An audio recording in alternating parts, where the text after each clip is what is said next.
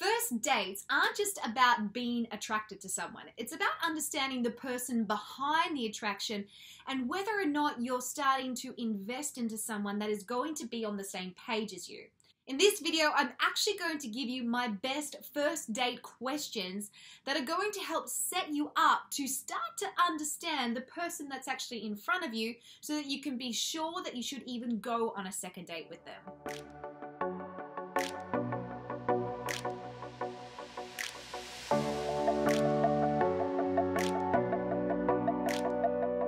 Hey guys, welcome back to my YouTube channel. I'm Renee Slansky. I'm a professional dating and relationship coach, and I help women from around the world find and build the relationship that they desire and deserve. If you're new to my channel, welcome. Please hit the subscribe button, and if you really find this video helpful, then please drop down below a big fat thanks, Renee. Okay, I want to talk about obviously the sort of questions to ask somebody on a first date. And it's really important that we address this because I think we go on a date and we think, oh, you're either struggling to know what it is to ask them, or you walk away from the date and you realize you don't actually know much about them to warrant whether or not you should have a second date with them.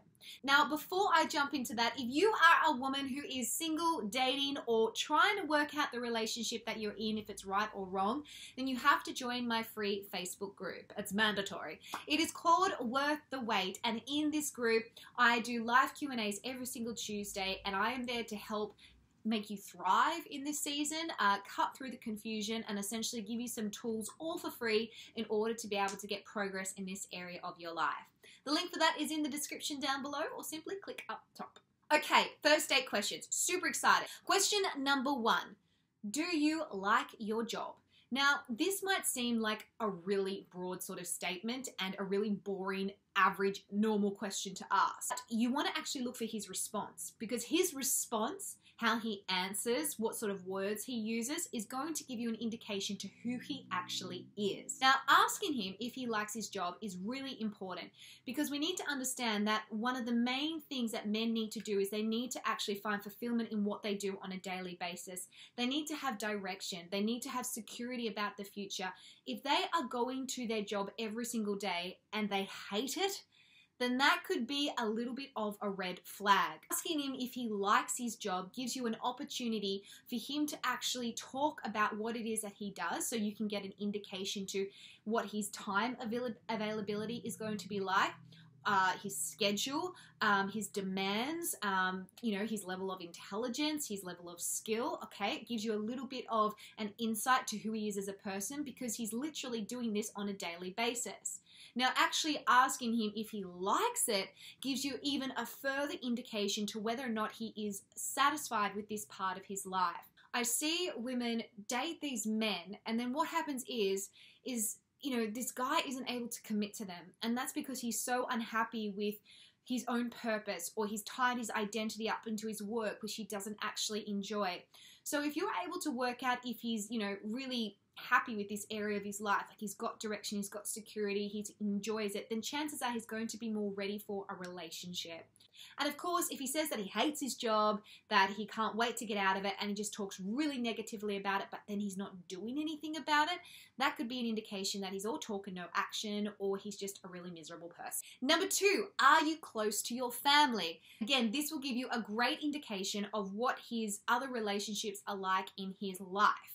If he says, oh, I hate my mom, I hate my dad, or my dad left me, or he starts to talk about really negative, maybe traumatic events that have happened in his family, that could be a little bit of a sign that he has some baggage that he has either dealt with or he hasn't dealt with.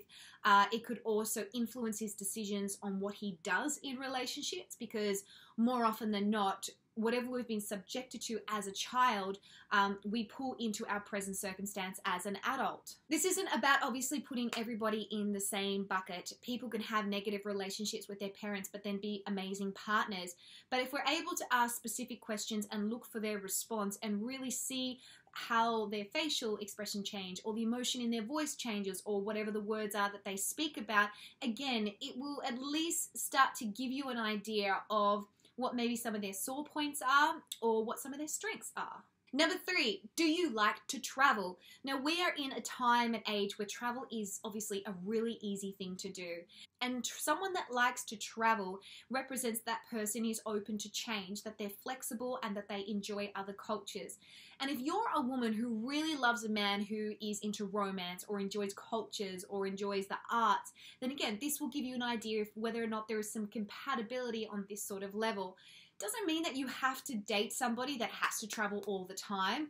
Or if he says, oh, I travel every 3 months, does that give you an indication that he is running from something? Or is he someone that just loves to have adventure? Or is he not someone that is really stable? Number 4, do you have lots of friends? Now, this is a great way, again, to work out what is his social life like and what are his friendships like. If he's someone that says, oh, I have so many friends, I like to go out all the time, and then he starts talking about his female friends, then that could be a little bit of a red flag that he likes to have more female company than he does male company. Now, if he talks about the fact that he goes on boys' nights all the time and he needs his mate's time, then maybe he's signaling to you that he is someone that just likes to have his space, and he doesn't want to be tied down. Again, his response will start to paint the picture of who he actually is, where he's currently at, and what he may possibly want in the future. Now, if he says to you that he only has a couple of good mates that he hangs out with every now and then, and they're mostly married and, they're all settled down, this could be an indication that he's ready to kind of be in the same season as those mates. Number 5, what's on your bucket list? This makes it light conversation. It makes it exciting because you're talking about future goals, wants, and desires. If you're somebody who wants to date a man that is highly motivated, that doesn't get stuck and doesn't get lazy, then this question is a good way to work out if he has potential to be that person. If he says that he's someone that doesn't have a bucket list, that could be a sign that he's someone that likes to either be complacent or that he is afraid of growth, or it's just not really a priority for him to experience new things. If he's someone that then starts to talk about all the wonderful things that he wants to achieve, dependent on what it is that he wants to do, will give you, again, an indication of where he is at in life. For example, if he says to you, in the next 5 years, I want to travel around the Amazon and I want to build, a hut and live there for 2 years and just soak in nature, chances are he's probably not going to be ready to actually get into a long-term relationship if he wants to go and live in the Amazon for 2 years. So, ladies, look for his answers. What is it that he's saying? Is he saying things that sound that they are achievable and they kind of fit in with where a relationship would fit in if he was to have one? Or are they sort of goals and things that just sound really far-fetched and sound like they only involve him and have no room for romance in his life? And lastly, this might seem random, but ask him, does he like animals? Statistics actually say that people who hate animals usually have psychological sort of problems and tend to be mean-spirited. So he doesn't necessarily have to like cats or dogs or parrots or even own a pet, but asking him if he actually likes animals, again, will give you an indication of what his personality trait is like. Is he someone who then understands responsibility because he has a dog? Is he someone who is able to be nurturing and loving because he has a cat? Someone that likes animals will probably be more generous, they will be flexible, and they won't be prone to cruelty or selfish behavior as much. Again, I'm not putting people in boxes. All I'm saying is if you've ever had an animal, you know that you're responsible for a life. Or if you love animals, you know that it really kind of triggers that emotional, loving side out of you as a human. So that's just one of the random sort of questions that I like to throw into the mix because, again, if you're able to ask these different types of questions, it will start to paint a picture of the person that you're actually dating so that you don't have to get 3 months into a relationship with them and work out that they have cruelty in them or that they, never even wanted a relationship or they've got issues with their parents and so therefore they haven't gotten over it. We don't have to do dating the hard way. You can date smart, and one of the easiest ways to date smart is literally by asking these questions and then just being aware of what it is that they say, and then taking a moment after that date to piece it all together to work out, okay, should I continue to invest into this guy? Now, if you are someone that really struggles with, getting ahead with dates, then I want you to download my free guide, Are You Dateable? It is basically the guide where I, started myself, where I was going on all these dates and I wasn't getting any progress. And I was like, hang on a second, I'm the common denominator here. Maybe it's not just the men that I date. Maybe I'm doing something wrong.